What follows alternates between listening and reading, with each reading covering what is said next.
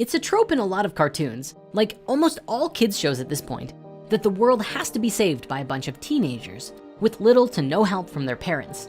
And while Avatar definitely isn't just another kids show, when we watch The Last Airbender, it's pretty easy to forget that our favorite Gaang, get it, are all mostly 12 to 13 years old, except Zuko, who's basically an old man, being 16 and all. Even Azula, one of the greatest villains in TV history, who is cunning, decisive, and can shoot lightning out of her hands, is only 14. I know, right? Like, what?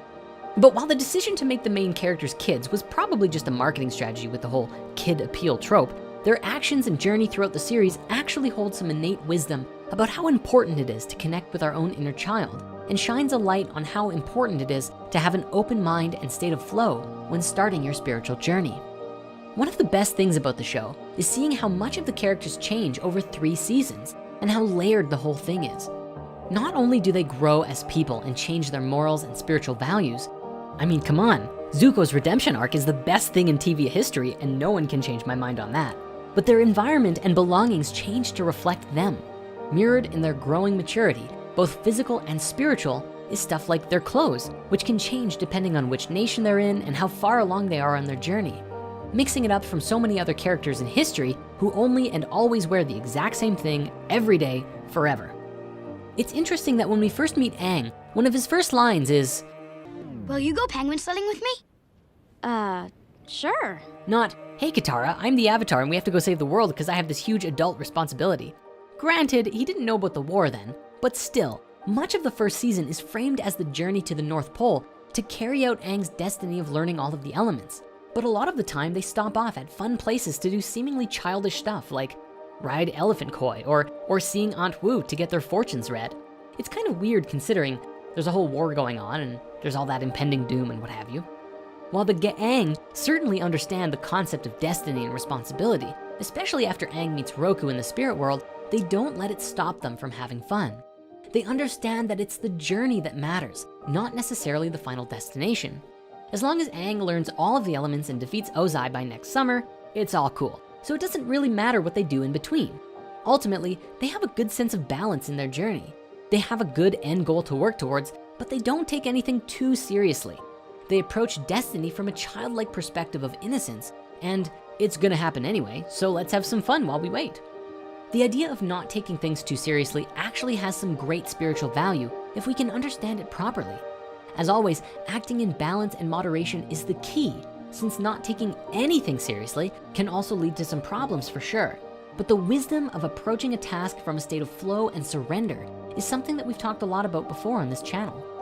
In essence, the kids of Avatar live in the moment for themselves and always do things in accordance with that, never taking their destiny and quest as word of law, but simply being and acting true to themselves.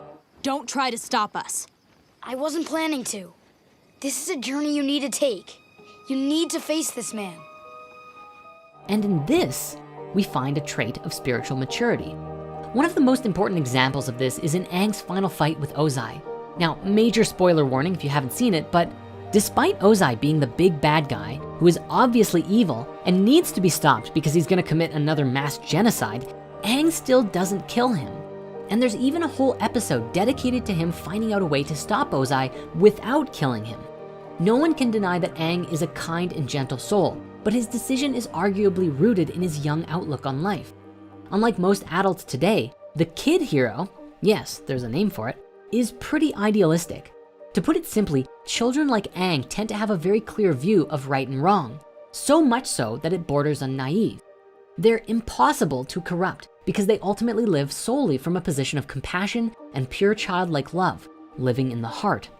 As we get older, that wonder, amazement, and sense of love for everything tends to fade away as we are conditioned by society to believe in certain things. Spirit doesn't exist, people are mostly bad, you must work 9 to 5, yada, yada, yada. It's funny that being called childlike as an adult is actually an insult, since you could even argue that the mindset of children is one of pure compassion, which I think says a lot about the values that underpin our society today.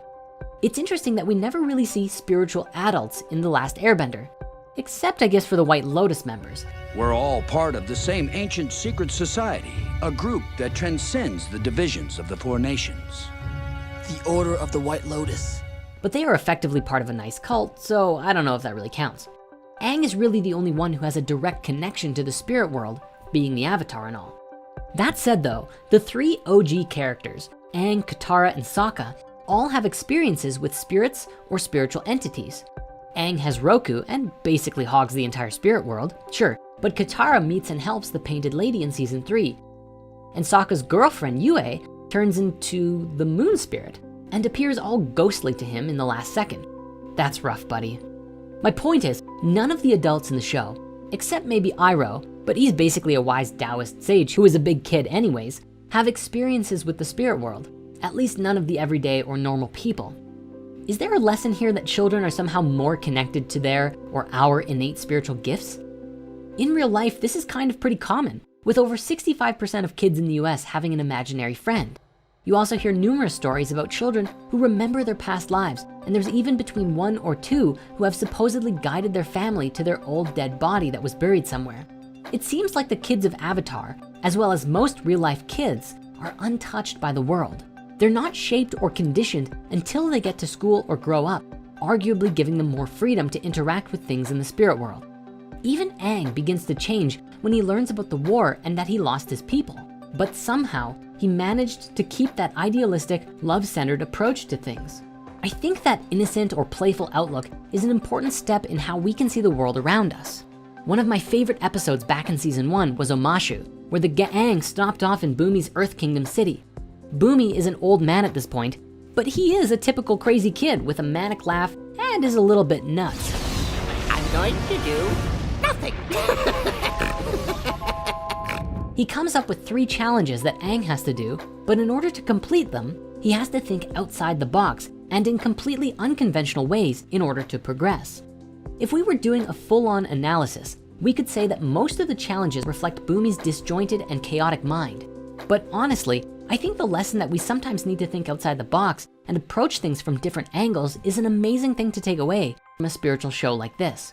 If anything, one of the biggest themes in Avatar is that it's more important to be yourself than to conform to the roles society expects of you. I think it's important to point out too that the events of the show happen over the course of 1 summer, so most of the characters don't physically age more than a few months. But if you compare Aang or Zuko, or anyone for that matter, at the end of the series to what they were like at the beginning, there's a huge difference.